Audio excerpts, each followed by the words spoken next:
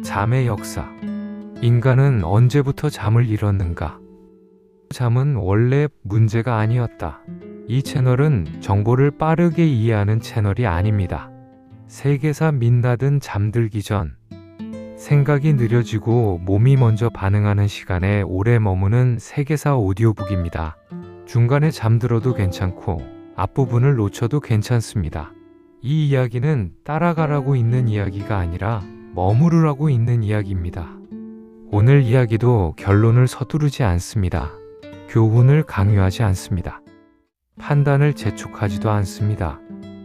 그저 우리가 너무 오래 당연하게 여겨온 것, 그래서 더 이상 묻지 않게 된 것, 그 중에서도 잠이라는 상태에 천천히 머물러 보려 합니다. 잠은 원래 문제가 아니었습니다. 잠은 고쳐야 할 것도 아니었고 관리해야 할 대상도 아니었고 잘 자느냐 못 자느냐로 사람을 나누는 기준도 아니었습니다. 인간은 잠을 배우지 않았습니다. 가르치지 않아도 잠은 찾아왔습니다. 눈이 무거워지면 몸이 먼저 눕고 몸이 누우면 생각이 흩어지고 생각이 흩어지면 어느 순간 의식이 멀어졌습니다. 그것이 아주 오랜 시간 동안의 잠이었습니다. 그런데 어느 순간부터 잠은 질문이 되기 시작합니다. 왜 잠을 못 자는가? 몇 시간 자야 정상인가? 깊은 잠이 좋은가? 얕은 잠이 문제인가? 그리고 마침내 이런 말까지 등장합니다. 잠은 줄여야 한다. 잠은 관리해야 한다. 잠은 생산성을 방해한다. 오늘 이야기는 그 질문들이 어디서부터 시작되었는지를 따져보는 이야기입니다. 인간이 언제부터 잠을 잃기 시작했는지 그 아주 긴 과정을 함께 따라가 보겠습니다. 챕터 1. 자연 속의 잠. 밤이 아직 밤이었을 때. 아주 오래전의 밤은 지금의 밤과 전혀 달랐습니다. 어둠은 한 번에 오지 않았습니다. 빛이 서서히 사라지고 소리가 바뀌고 공기가 가라앉고 몸이 먼저 느꼈습니다. 불빛은 멀었고 별빛은 가까웠습니다. 사람들은 해가 지면 곧바로 잠들지 않았습니다. 그리고 해가 뜰 때까지 한 번에 자지도 않았습니다. 이건 상상이나 낭만이 아닙니다. 기록으로 남아있는 아주 오래된 수면의 형태입니다. 사람들은 밤중에 깼습니다. 자연스럽게 깼습니다. 불안해서도 아니고 문제가 있어서도 아니었습니다. 깨면 조용히 앉아있거나 불을 조금 밝히거나 누군가와 이야기를 하거나 다시 누웠습니다. 그리고 다시 잠들었습니다. 잠은 하나의 긴 선이 아니라 여러 개의 작은 파동이었습니다. 지금 우리가 말하는 연속 수면이라는 개념은 아주 최근에 만들어진 기준입니다. 그 시절의 잠은 깸과 잠이 섞여 있었고 의식과 무의식이 천천히 오갔습니다. 중요한 건 그 상태가 문제로 인식되지 않았다는 점입니다. 누군가 밤중에 깼다고 해서 이상하다고 말하지 않았고 불면이라고 부르지도 않았습니다. 그저 밤의 일부였을 뿐입니다. 밤은 조용했지만 비어있지 않았습니다. 벌레 소리, 나무 흔들리는 소리, 멀리서 들리는 짐승의 움직임, 불이 타는 소리. 이 소리들은 사람을 깨우기도 했고 다시 재우기도 했습니다. 잠은 통제되지 않았고 측정되지 않았고 비교되지 않았습니다. 누가 몇 시간을 잤는지, 누가 깊이 잤는지 아무도 기록하지 않았습니다. 그럴 필요가 없었기 때문입니다. 잠은 자연의 일부였고 몸의 반응이었고 하루의 흐름 안에 그냥 들어있었습니다. 사람들이 흔히 믿는 것은 옛날 사람들은 지금보다 잠을 잘 잤을 것이다 라는 생각입니다. 하지만 실제로는 잘 잤다, 못 잤다라는 기준 자체가 없었습니다. 잠은 평가 대상이 아니었고 관리 대상도 아니었습니다. 그저 밤이 오면 오고 아침이 오면 물러나는 하나의 상태였을 뿐입니다. 이 시기에 인간에게 잠은 빼앗길 수 있는 것이 아니었습니다. 왜냐하면 아직 누군가가 잠을 빼앗을 이유도 방법도 없었기 때문입니다. 챕터 2. 자연 속에 잠 깨어 있음도 잠의 일부였던 시간. 밤중에 깨어 있는 시간은 불안의 시간이 아니었습니다. 사람들은 그 시간을 이름 붙이지 않았습니다. 이름을 붙이지 않았다는 건 문제로 삼지 않았다는 뜻입니다. 깨어 있음은 잠이 깨진 상태가 아니라 잠의 다른 얼굴이었습니다. 눈은 떠 있었지만 생각은 날카롭지 않았고, 몸은 움직였지만 목적은 없었습니다. 이 상태는 오늘날로 치면 명상과 비슷하지만 그때의 사람들은 그걸 특별한 행위로 구분하지 않았습니다. 그저 밤의 중간이었을 뿐입니다. 이 시간에 사람들은 하루를 돌아보기도 했고 아무 생각도 하지 않기도 했습니다.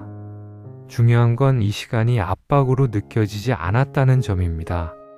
깨어 있어도 초조하지 않았고 다시 잠들지 않아도 걱정하지 않았습니다. 왜냐하면 아침이 사람을 기다려주고 있었기 때문입니다. 아침은 정해진 시간에 오지 않았습니다. 종으로 시작되지 않았고 알람으로 호출되지도 않았습니다. 빛이 사람을 불렀습니다. 새벽의 빛은 갑작스럽지 않았습니다.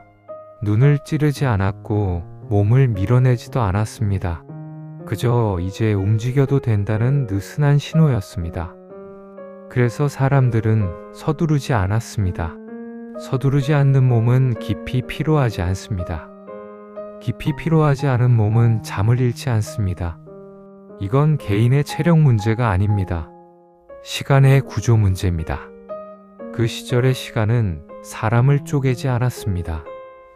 일하는 시간, 쉬는 시간, 자는 시간을 정확히 나누지 않았습니다.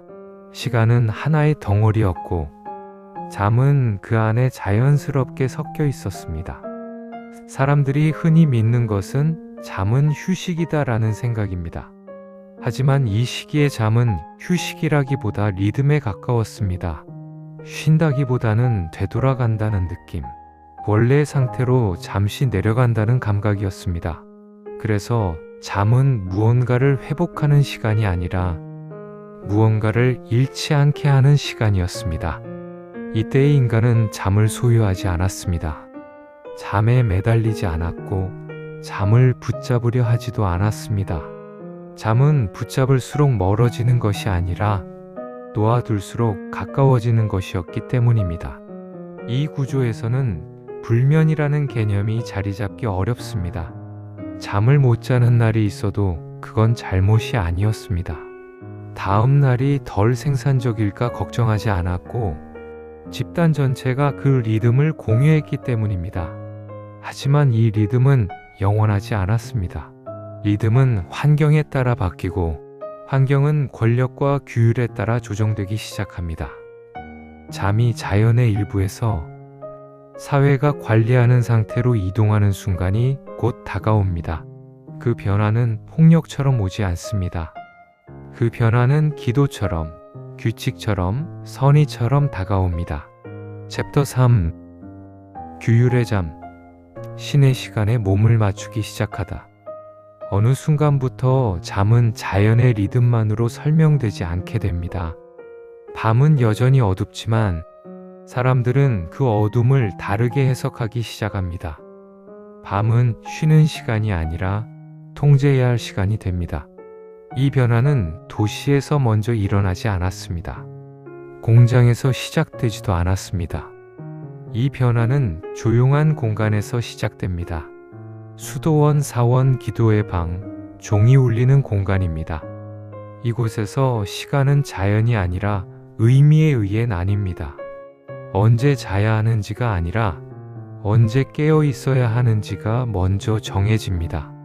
기도를 위해 잠을 나누고 신에게 집중하기 위해 몸을 조절합니다. 여기서 잠은 자연의 반응이 아니라 훈련의 대상이 됩니다. 잠을 줄이는 것은 고통이 아니라 경건함의 표시가 됩니다. 사람들은 잠을 견디는 법을 배웁니다. 그리고 이때부터 아주 중요한 변화가 시작됩니다. 잠이 미덕과 연결되기 시작합니다. 많이 자는 것은 나태함이 되고 적게 자는 것은 의지로 해석됩니다.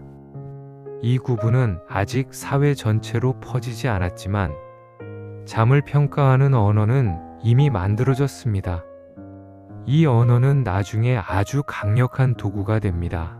왜냐하면 잠을 평가할 수 있다는 건 몸을 평가할 수 있다는 뜻이기 때문입니다.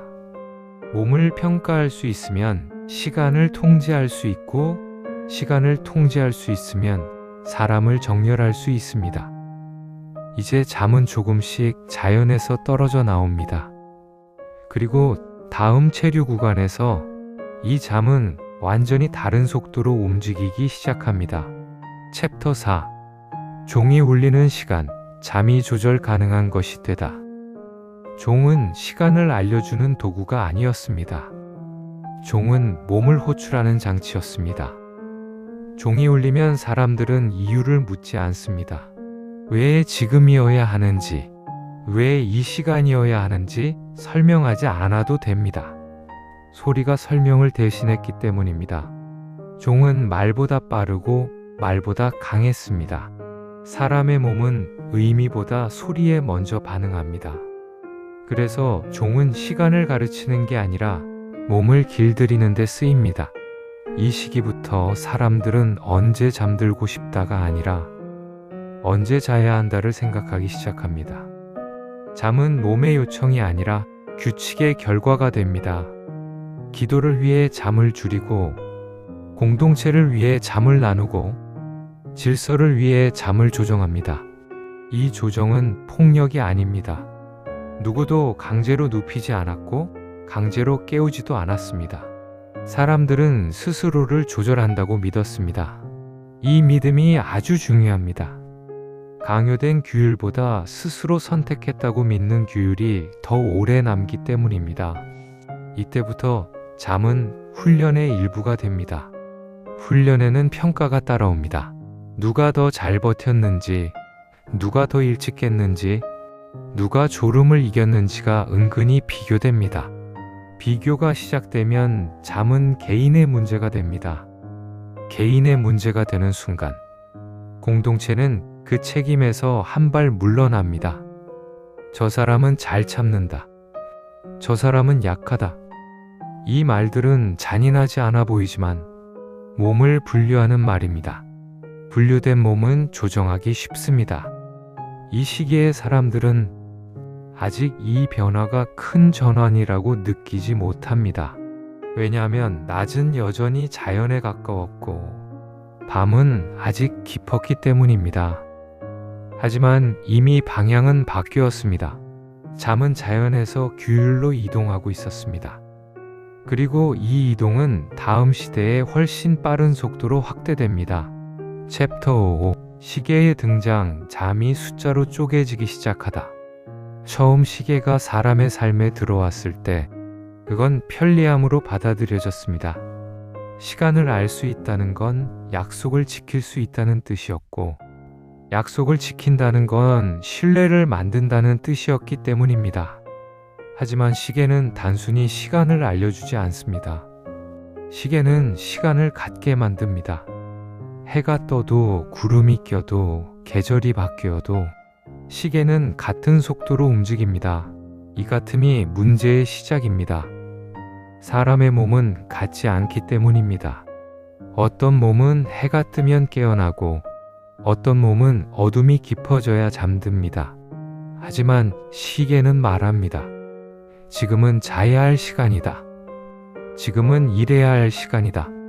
이 말은 권유가 아니라 기준입니다. 기준이 생기면 벗어나는 몸이 생깁니다. 벗어나는 몸은 이상한 몸이 됩니다. 이상한 몸은 설명되어야 하고, 설명되지 않으면 교정되어야 합니다. 여기서 불면이라는 개념이 천천히 태어납니다. 이전에는 잠이 오지 않는 밤이 있었지만 이제는 잠을 자지 못하는 상태가 됩니다. 상태가 되면 치료의 대상이 됩니다. 이때부터 잠은 개인의 리듬이 아니라 관리의 대상이 됩니다.